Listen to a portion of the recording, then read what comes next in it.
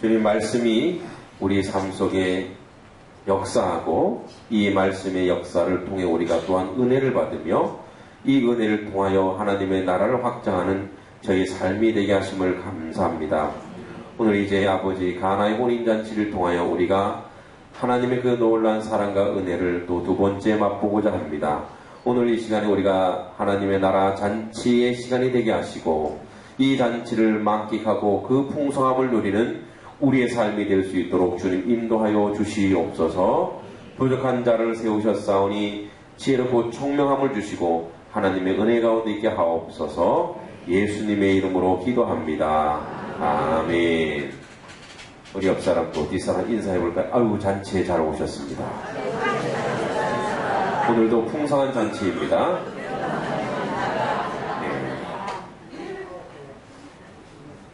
잔치에는 먹을 게 있어야죠. 오늘 저녁 잘 드셨습니까? 네. 저는 설교 때문에 조금 밥만 먹었는데 설교 끝나고 또 뭐 먹을 게 있을 것 같긴 해요. 믿음이 없군요. 그쵸? 예. 자, 시카고에 큰 화재가 났습니다. 대형 화재가 나서 시가지가 불바다를 이루었을 때 일입니다. 각 신문사의 기자들이 화재 현장에 도착해 보니까 건물들은 모두 불타 있었고 시가지 한복판에 있던 무디 목사님의 교회도 완전히 불에 타버렸습니다. 기자들이 무디 목사님 곁으로 다가갔습니다. 목사님, 항상 살아계신 하나님은 전지전능하셔서 무엇이든지 원하기만 하면 이루어 주신다고 설교하셨지요? 그런데 왜 하나님께서 자신의 거룩한 성전인 교회가 불이 타 없어지는 것을 가만히 두십니까? 라고 빈정대면서 말했습니다. 그러자 무디 목사님이 이렇게 대답했습니다. 나는 벌써 하나님께 큰 교회를 달라고 기도해왔어. 그 기도 응답은 지금 교회가 불탄 것입니다. 우리가 큰 교회를 헐고 다시 세워야 하는데 하나님께서는 불에 태워서 건물 하는 비용이 들지 않게 하시는 것입니다. 할렐루야. 예, 이 말에 기자가 어이없어했습니다. 왜냐하면 무디 목사는 밤중에 화재를 당하여 잠옷바람으로 겨우 목숨만 건진 빈주먹 상태였기 때문입니다. 그래서 기자들은 다시 그럼 그 큰 교회를 세울 돈 가지고 있습니까? 라고 물었습니다. 그러자 무디 목사는 옆구리에 끼고 있는 낡은 성경책을 내놓으면서 대답했습니다. 나는 수표와 돈을 가지고 나오지 못했습니다. 그러나 아무리 써서 바닥이 나지 않는 하나님의 금고인 성경책을 가지고 나왔습니다. 그러므로 여러분은 얼마 안 가서 불에 탄 교회보다 더 크고 훌륭한 교회를 볼 것입니다. 볼 것입니다. 아멘. 무디 목사는 그 화재 이후 영국으로 건너가 전 영국을 뒤흔드는 붐을 일으켰고 영국에서는 교회 건축을 위해 많은 헌금을 했습니다. 이렇게 해서 무디 목사님은 영국 국민이 바친 헌금으로 화재가 난 자리에 옛날 교회보다 훨씬 크고 아름다운 교회를 지을 수가 있었습니다. 할렐루야. 요것만 보면 우리 이제 아멘을 크게 하는 거예요. 그쵸? 야, 불 나니까 여기서 우리가 볼 것은 하나님께서 가나의 혼인잔치를 통하여 우리가 좀 발견하고자 하는 것이 있습니다. 자, 지난주에서 좀 얘기하면 왜 예수님의 첫 사역이 혼인잔치인가 이거예요. 잠깐 언급을 했습니다만 세례 요한과 비교했을 때 세례 요한은 사역이 어디서 이루어졌죠? 대부분 광야에서 이루어졌습니다. 예수님은 첫 사역이 예수님은 거룩한 성자이시고 구세주라면 그래도 가시밭길 그런 곳에서 이제 사역이 시작되어야 함에도 불구하고 예수님의 첫 사역은 혼인잔치집입니다. 자, 이것은 성경이 상징하는 바가 있습니다. 율법을 상징하는 세례 요한, 율법의 마지막 선지자 세례 요한입니다. 그래서 율법주의적인 교회와 세상은 정죄와 비판이 있습니다. 거기는 잔치집이 아니라 재판정이 될 수밖에 없어요. 사람들을 율법으로 가져가면 너 이거 잘못했지? 아까 찬양할 때 보니까, 특성할 때 보니까 말이야, 보람자매 어디 하나 틀렸던데, 그래도 되겠어? 사실 제가 많이 틀렸죠? 예, 제가 가장 큰 죄를 제가 돌에 맞아야 돼, 그러면. 그럼 이게 뭐예요? 안 되는 거죠. 그러니까, 세례 요한까지가 율법의 시대라고 우리가 다녔어요. 여러분, 율법, 또는, 교회의 법, 뭐, 헌법, 또는 원칙, 이것으로 교회가 치리가 되면 교회는 그 처음 삭막한 교회가 없습니다. 자, 그러면 이제 예수님 잔치집으로 가볼까요? 자, 예수님의 시작은 은혜의 시대의 시작입니다.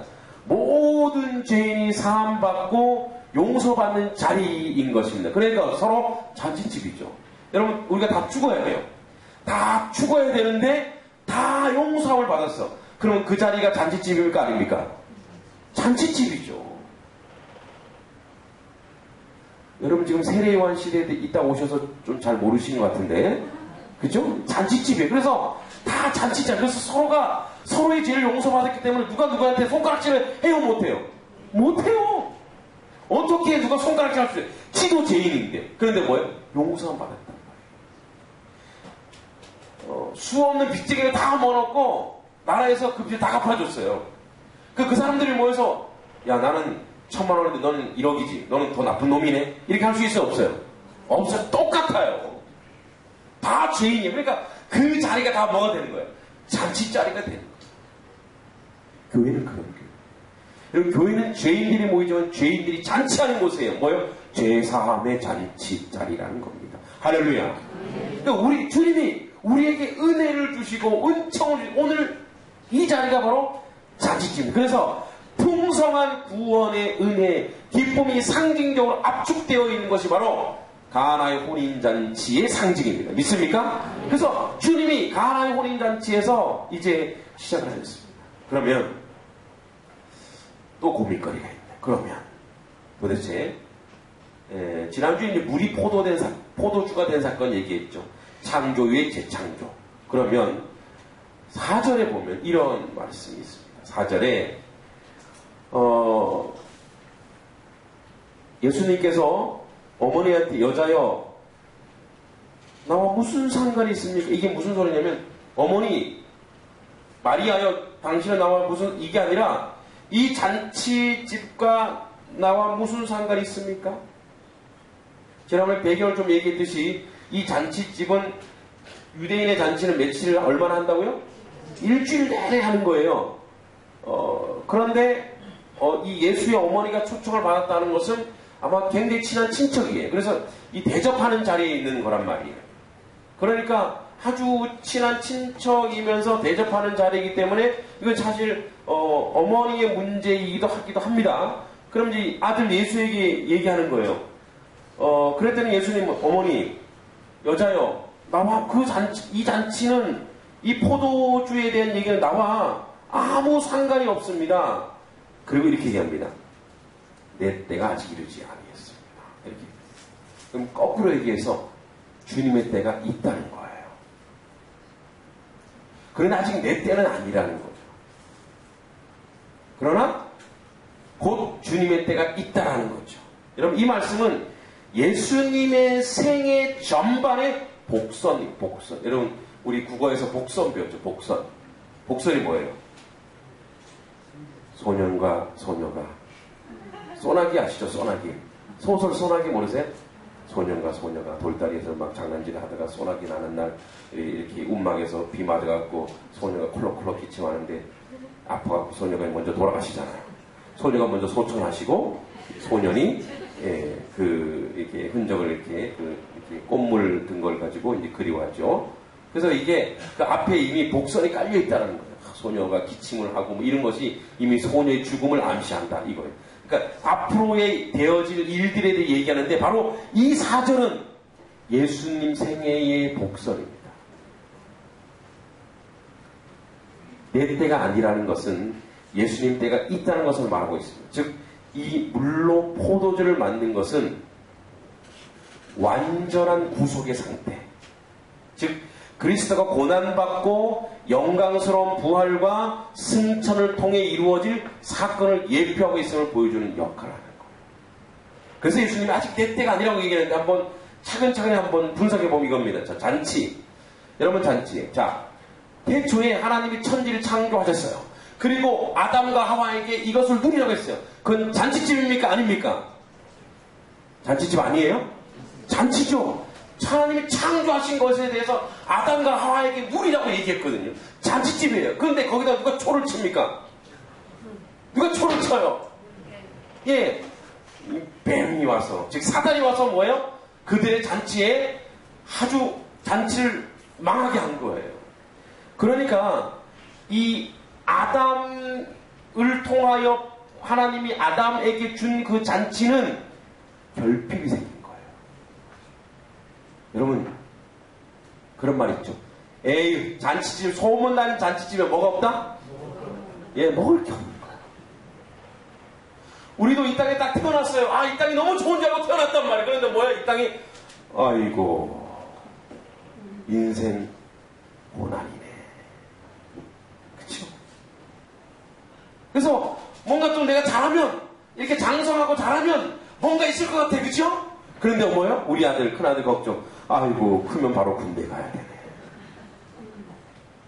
요즘 군대 프로그램을 자주 하니까 가스실 가서 콜라콜라하고 뭐 콧물 눈물 다 흘리니까 아빠 저거 해야 되는 거야? 뭐 다 해야 돼. 좀 더 크면, 좀 더 나으면 뭔가 있을 줄 알았어요. 여러분도 그랬잖아요. 그죠? 좀 더 내가 세월이 지나가면 부귀 영화를 누릴 줄 알았단 말이에요. 그쵸? 근데 지금 부귀 영화를 누리고 계십니까? 주여, 주여, 주여. 야, 좀 더 우리 좀 더 벌면, 그리고 결혼을 하면, 자식을 낳고, 집을 사면, 차를 사면, 교회가 부흥하면, 이렇게 계속 우리가 이 세상에서 무엇인가를 계속 결핍. 아, 여러분, 인간은, 죄성을 가진 인간은 뭐예요? 아무리 욕망을 계속 욕망을 추구하고, 계속 결핍. 부족하고, 또 부족하고, 또 계속 부족한 것 뿐이에요. 그렇습니까? 안 그렇습니까? 아, 이제 여러분들은 벌써 이 예수 그리스도 안에 완전히 들어와 있어서, 그건 우리 일이 아니요. 목사님 그런 거 설계하지 마십시오. 그건 우리 일이 아니라니까. 여러분, 한번 우리가 세상 때 생각해 보세요. 어떻습니까? 잔치인 줄 알고 갔는데 뭐예요? 먹을 게 없는 거예요. 잔치집 왔더니 포도주가 떨어지고, 잔치집 왔더니 뭐예요? 김밥이 냄새가 나고. 이게 하나님의 배설한 잔치에다가 사단이 와서 뭐예요? 초를 치니까 뭐예요? 풍성한 게 아무것도 풍성한 것으로 다 빠져있어요. 그래서 그것을 결핍이라고 합니다. 잔치집에 먹을 것이 없는 그것은 바로 초상집이죠. 가서 기대했는데 뭐예요? 없어요. 그죠? 우리 모두 기대하고 가잖아요. 우리 인생에서 기대하지 않고 다 기대하고 가지만 뭐예요? 다 결핍투성이에요. 모자란 투성이죠. 물은 뭐냐? 물은 하나님의 위대한 창조이나 죄성으로 인해 그 가치를 모르고 사람들이 다 무익하게 여기는 거예요. 즉, 여러분, 잔치집에는 축복해주고 좋아해주고 있는 우리 잔치집 가서 먹는 음식들이 다 맛있어요? 맛이 없어요? 다 입이 다 고급이셔서 지금 별로네. 그죠? 여러분, 저는 가보니까 다 뷔페하고 하니까 너무 맛있는 거예요. 왜 내 위가 하나니까? 위 원래 하나죠? 두 개인가요? 하나죠? 예. 왜 내 위가 하나인가? 한 2개 정도 되었으면, 또 이 맛있는 걸 소처럼 되새김질 할 수 있었다면, 그렇게 잔치집 너무나 맛있어요. 그쵸? 풍성하다. 그래, 그 잔치집 가서 불평을 하는 사람 봤어요? 그런 사람이 있긴 해요. 아이고, 이게 반찬을 말이야. 소금을 너무 많이 넣었어. 그런 사람한테 밥 먹으면 어때요? 피하고 싶죠? 그래도 잔치집은 뭐예요? 조금 실수해도 어떻게 해요?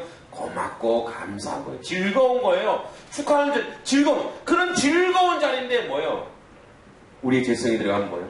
하나님이 창조한 위대한 이 창조물이 잔치인데 감사로 넘쳐야 될 이곳에 뭐 불평불만이 넘치는 거예요. 그리고 마지막 포도주.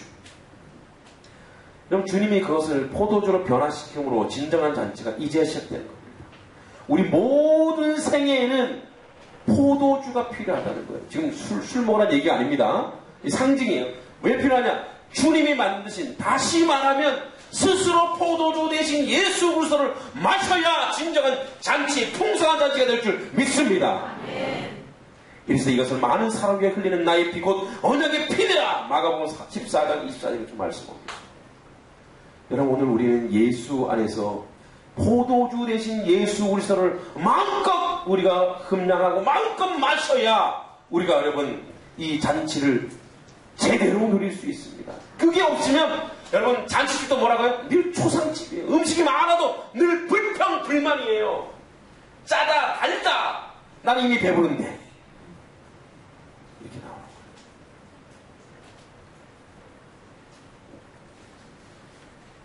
또 하나 보겠습니다.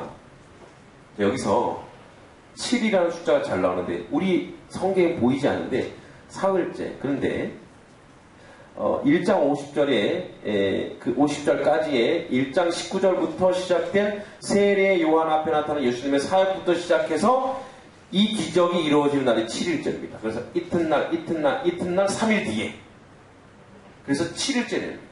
이튿날 3일째 되는 날. 그래서 지난주에 얘기했듯이 요한은 굉장히 주도 면밀한 사람이라 그랬죠.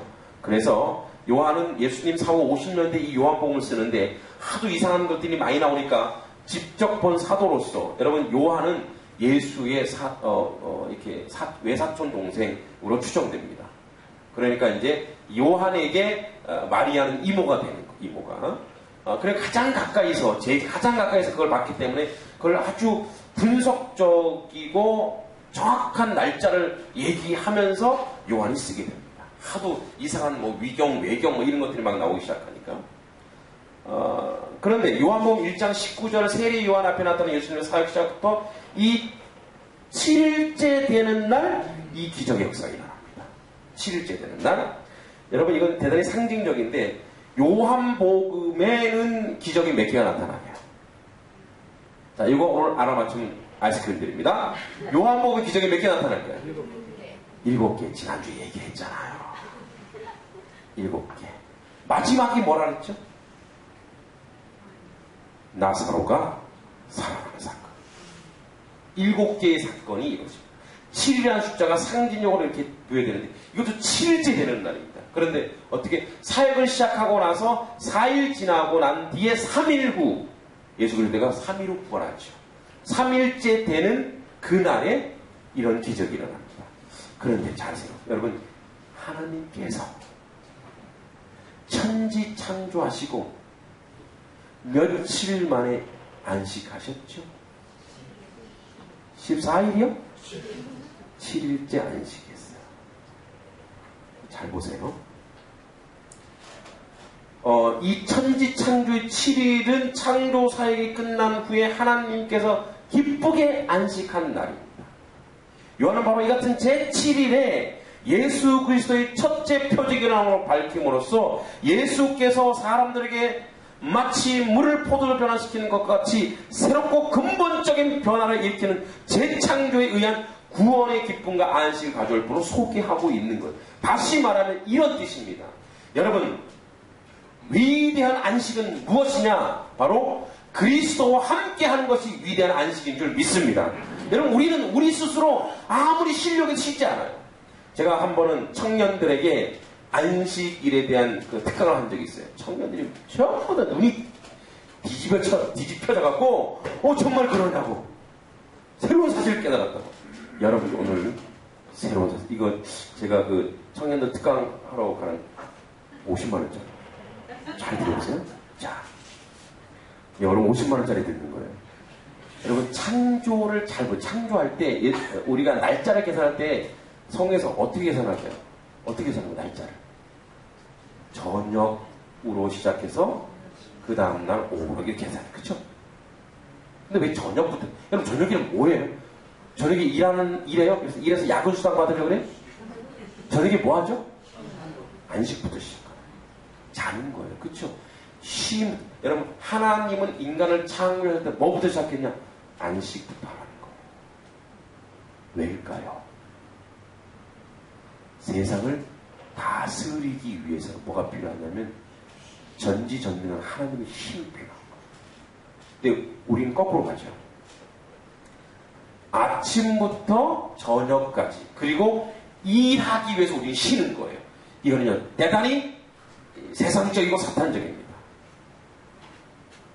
또 이제 이야 오늘 깨달았다. 쉬는 것부터 시작하는 거야. 가서 자야지. 예, 그러셔도 됩니다.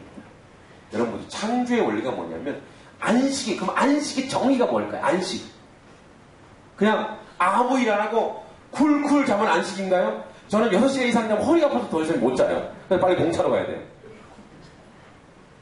쉼이란 뭐냐면 하나님 앞에 있는 게 쉼입니다. 다시 얘기하자면 안식의 가장 궁극적이고 가장 극단적인 가장 그 절정은 뭐냐면 예배인 줄 믿습니다. 이런 안식의 가장 하나님과 만나는 곳 만나는 장소 그게 안식이에요. 그럼 왜 그것부터 시작하느냐? 하나님 안에 하나님으로부터 힘을 부여받아야 세상을 다스릴 수 있는 힘이 생기기 그렇습니다. 믿습니까? 그거 없이 그냥 바로 세상을 내가 다스리는 지치는 거예요. 그러니까 뭐예요? 안식할 겨를이 없고 예배당할 겨를이 없고 하나님을 찾을 겨를이 없는 그러니까 뭐예요? 파김치가 돼서 왜? 자기가 다스리니까 세상을 누가 다스리도록 해야 된다고요? 하나님께서 다스리도록 하나님의 그 위대한 안식을 내가 들어갑니다. 근데 그게 깨졌단 말이에요. 누가? 사단의 세력이 그걸 깨버렸단 말이에요.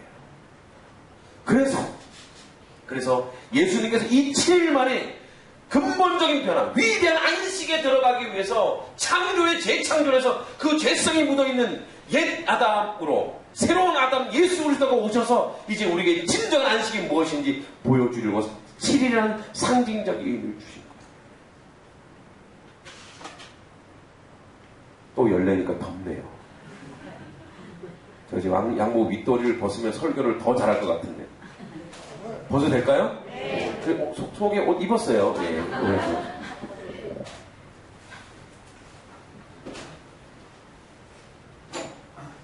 자, 보세요. 그러니까 너무 편하네요. 자, 그래서 이 주님의 재창조가 7일에 이루어졌다는 것은 구원받은 자의 위대한 안식이 이제 시작된 것이라는 것을 믿습니까? 할렐루야. 할렐루야. 이게 우리에게 위대한 하나님의 선언이고 위대한 하나님의 7일. 위대한 안식이 바로 이겁니다. 예수님께서 바로 그 잔치, 7일 만에 그 잔치 안에서 위대한 기적을 벌린 겁니다. 자, 그러면 진정한 주인공이 누굴까요? 여기 가나의 혼인잔치에서 우리가 마리아를 주인공으로 보는데 마리아는 주인공이 아닙니다. 아이들도 주인공 아닙니다. 여기의 주인공은 먼저 예수님, 그 다음에 누굴까요? 예수님하고 누굴까요? 신랑이요? 신랑의 이름도 안 나옵니다. 신부도 이름도 안 나와요. 포도주요? 포도주가 주인이 아닙니다. 누굴까요? 제자들이에요. 예수님과 제자들. 왜냐하면 1, 2절에 보면 가나 혼인잔치에 누가 초청받냐면 예수님과 제자들. 제자들 중간에 하는 일이 하나도 없어요. 그런데 마지막에는 누가 있느냐? 11절에 예수께서 이 첫 표적을 갈릴리 가나에 행하여 그의 영광을 나타내심에 누가 그걸 다 봤냐? 제자들이 그를 믿으리라. 이 초점은 제자들에게 맞춰져요.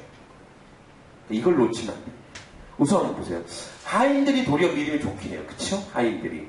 그래서 마리아, 지난주에 얘기했지만 여러분 이거죠. 마리아가 자 무슨 말을 하든지 너희들은 말한 대로 그대로 해라. 이미 마리아는 예수님 누군지 알아요 몰라요? 알아요. 자기가 뭐 동정녀로 탄생시킨 아들이기 때문에 남들이 뭐라고 해도 마리아가 누군지 알아요. 그래서 어떻게?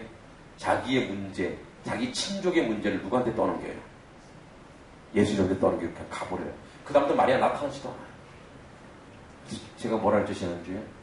기도해놓고 걱정하면 다시 마리아가 오는 거예요. 그쵸? 기도해놓고 걱정하라 했으면 하지 말라 그랬습니까? 우리가 기도했으면 그 다음에 그 문제 누구 거예요? 예수님 거예요. 그러니까 여러분 우리 떠나는 거 잘하잖아요. 떠나는 거 잘하잖아요. 일하다 가기 싫으면 어떻게 해요? 네가 가잖아요. 다시 돌아와봐요. 안 돌아와봐요. 그게 믿음이에요. 여러분 기도 제목이 있습니까? 마리아처럼 기도하세요. 예수님을 안다면 이 문제는 내가 해결할 일이 아니다. 그러면 주님, 이거 주님 문제네요. 제 거 아니네요. 하고 그냥 떠넘기고 그냥 자기 할 일 하면 됩니다. 걱정 말고 하세요. 주님 뭐예요? 얘야 이거 내가 해야 되냐 진짜? 내 때가 아닙니다. 해놓고 뭐예요? 하시잖아. 예수님 그런 분이에요. 야 이거 내가 해야 돼? 너 그냥 하면 어떻게 이거 내가 해야 되는구나. 예수님 하십니다. 이 마리아의 자세를 보고 우리 기도의 자세를 바꾸라고 했어요. 그렇죠? 어떻게 해요? 떠넘기는 기도하는 거예요. 주님 이건 내가 할 일이 아니네요. 주님이 하세요 하고 그냥 가면 그 다음부터 걱정도 하지 마세요. 근심도 하지 마세요. 믿으시면 됩니다. 믿습니까? 그렇게 기도하시기 바랍니다. 떠넘기세요. 저한테 말고요. 누구한테요? 예수님한테. 예수님 떠넘기. 여러분 저한테 떠넘기면 저는 예수님한테 떠넘깁니다. 제가 떠넘기 잘합니다. 자, 그렇게 배웠는데 이제 하인들이 믿음이 너무 좋아요. 그런데 하인들이 주인공이 아닙니다. 이 하인들이 나중에 제자가 됐다는 근거가 없어요. 이 하인들이 나중에 예수님의 제자가 되어서 그런 건 없어요. 뭐 하인 중에 누구 제자가 누가 있냐 이런 것도 없어요. 왜냐하면 성경 말씀에는 이 표적과 기적을 본 제자들이 증인이라는 거예요. 그리고 뭐라고 하고 있냐면 2장 12절에 11절에 예수께서 이 첫 표적 갈릴리 가나 행하여 그의 영광을 나타낸 제자들이 그를 믿으니라. 이 얘기는 지금 믿음에 대한 문제를 얘기하고 있는 거예요. 제자들의 믿음. 그러니까 하인들이 믿으니라 이런 말은 여기 없어요. 그래서 우리도 아무리 기적과 이적을 봐도 믿음이 안 들어가는 사람은 안 들어가는 거예요. 근데 제자들은 그걸 다 봤거든요. 그렇죠?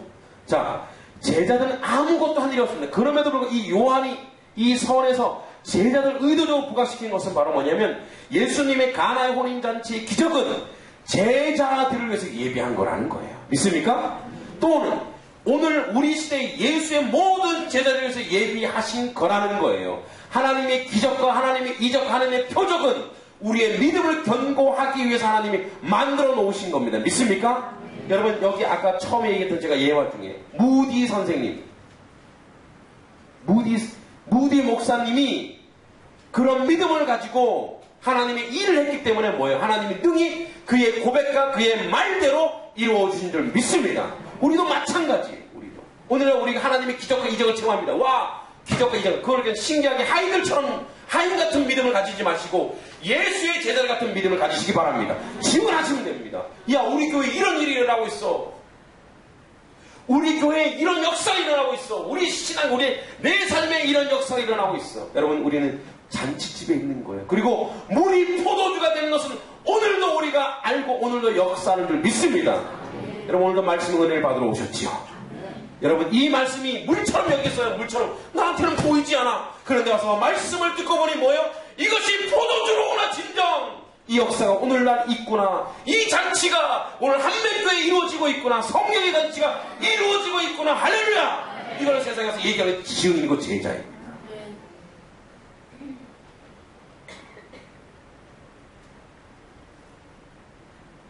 시끄럽죠? 죄송합니다. 성령께서 시키셔서 어쩔 수 없어요. 그리고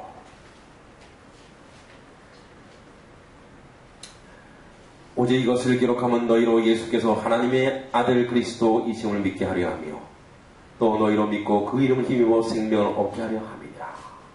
요한복음 20장 31절입니다. 여러분 보세요. 이제 하인들 이렇게 멸시하고 섭섭하니까 하인들 좀 볼게요. 하인들의 완전한 순종, 믿음은 순종으로. 하인들의 완전한 순종은 예수 그리스도를 세상 중에 나타나게 하는 역사였습니다. 물론 그들의 그 다음의 역사는 흔적도 없지만 그 당시 그들의 순종했던 그 완전한 순종은 예수 그리스도의 세상 중에 나타나게 하는 겁니다.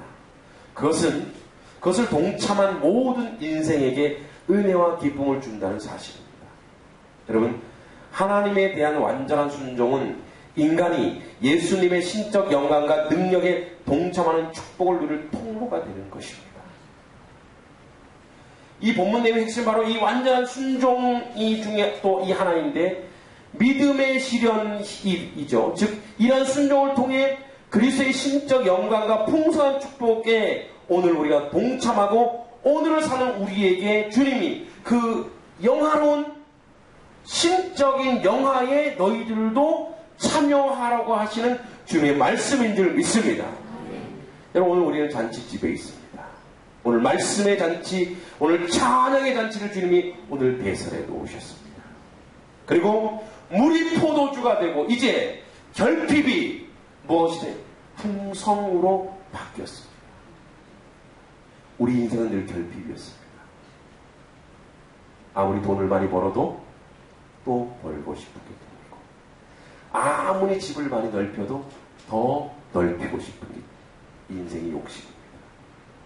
아무리 많은 일을 하려고 해도 그것이 충족되지 못하는 게 인생입니다. 최근에 아무 걱정도 없고 열적으로 보면 아무 어떤 결핍이 없어 보이는 그리스도인 정말 그는 그리스도인이 되고 저를 찾아오십니다. 저를 찾아오셨어요. 이렇게 고백합니다. 목사님 2주 전부터 제가 이상해요. 왜요? 걱정하지 물질적으로 사업하시면 걱정할 게 없어요. 가정도 다 예수님은 안정적입니다. 이분 새벽 기도까지 나갔어요. 그런데 제 안에 불안함이 생겼어요. 그리고 제 안에 자살의 충동까지 와요. 제 안에 우울증이 있는 것 같아요. 용기 있는 고백이었습니다. 저는 그때 느꼈습니다. 영적인 문제구나. 이건 영의 문제구나. 여러분 우리는 세상 일은 세상에서 이렇게 판단하고 있어요. 영적인 일은 영적인 일. 여러분 이 이분법적으로 갈라놓는 일 때문에 우리는 항상 부족함을 느껴요. 어디서요? 영적인 일은 영적인 일, 세상 일은 세상 일 이렇게 갈라놓아 버리기 때문에 이 세상 일은 그래서 내 힘으로 하려고 해요. 그러니까 이게 해결이 안 되는 거예요.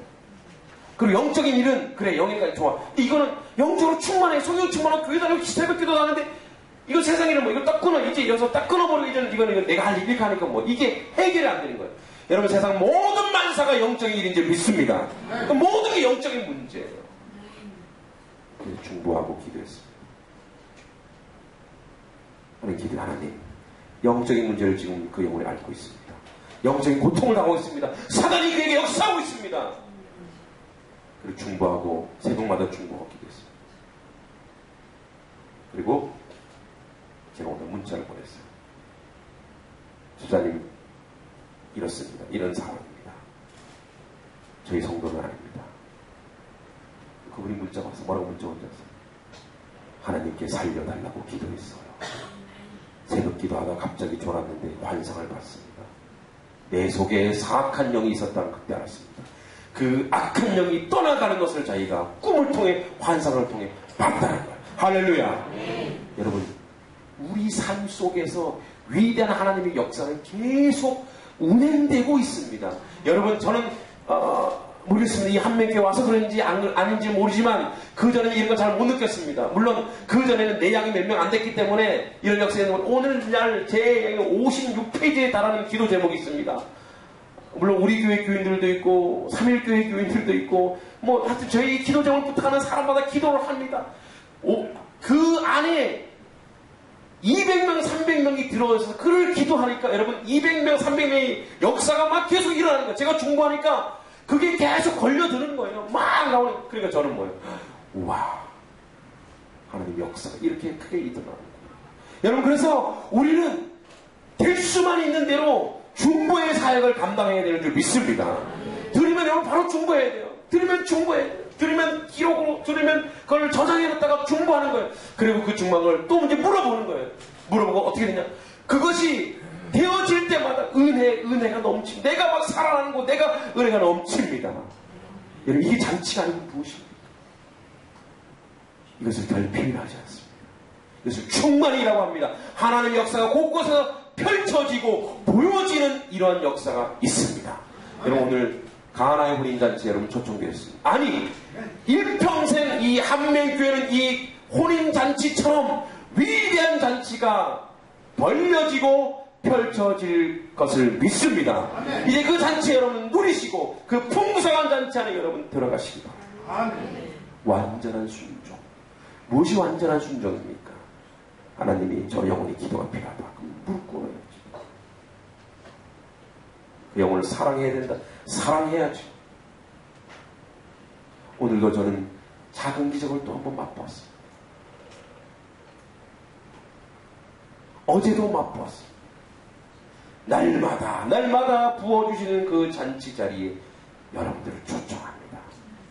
주님이 오늘 우리 한명교회 성도 여러분들을 완전하고 온전한 순종으로 잔치 자리에 오기를 원하십니다. 이제 같이 기도할 때 주님, 내가 온전하고도 완전한 순종으로 주의 영광을 보게 하옵소서, 주의 은혜를 보게 하옵소서, 주의 위대한 잔치에 참여하는 자가 되게 나같이 주여 삼창하고 기도하겠습니다.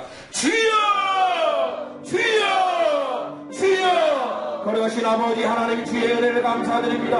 아버지, 우리가 완전한 잔치 자리에 서게 하시고 은혜의 잔치 자리에 서게 해주시고 간절히 바라고 하나님 역사는 모든 것을 감당해 주시고 저희들과 모든 것을 이룰 수 있는 저희들의 모습이 될 수 있도록 주여 되시고 하나님을 구하시는 모든 것을 감당할 수 있는 삶이 될 수 있도록 주여 도와주시고 간절히 바라고 하나이다. 아버지여 아버지여, 주님의 은혜를 구합니다. 주여 함께해 주시고 저희들까지 모든 것을 감당할 수 있도록 저희들 간절히 바라고 합니다. 아버지, 우리가 잔치 자리에 설 수 있는 저희들의 모습이 될 수 있도록 주여 도시고 이 잔치 자리에 부르시는 하나님의 역사하는 모든 것을 감당할 수 있는 저희 삶 모습이 될 수 있도록 주여 도시고 간절히 바라고 합니다. 하나님의 생각으로 모든 것을 감당할 수 있는 저희들까지 모든 것을 이룰 수 있도록 주여 도와주시고 간절히 바라고 합니다. 주여 은혜 내려주시고 지혜근하시는 이 잔치 자리에 참여하는 저희들의 모습이 될 수 있도록 주여 도와주시고 간절히 바라고 합니다. 주여 함께해 주시고 저희들까지 모든 것을 감당할 수 있는 저희들의 모습이 될 수 있도록 주여 도시고 간절히 바라고 하며 아버지, 위대한 잔치 아버지 누릴 수 있는 저희들의 삶이 될 수 있도록 위대한 잔치 누릴 수 있는 저희들의 삶이 될 수 있도록 주여 도시고 간절히 바라고 합니다. 하나님의 잔치를 풍성히 누리는 저희들이 될 수 있도록 인도하여 주십시오. 아버지 뜻이 오늘날 우리가 그 세우시고 아버지 오늘 우리가 세워주시도록 주여 도우시고 인도하여 주십시오. 하나님 노란 사랑을 위해서는 모든 것을 감당하시는 저희들의 모습이 될 수 있도록 주여 도와주시고 간절히 바라고 합니다.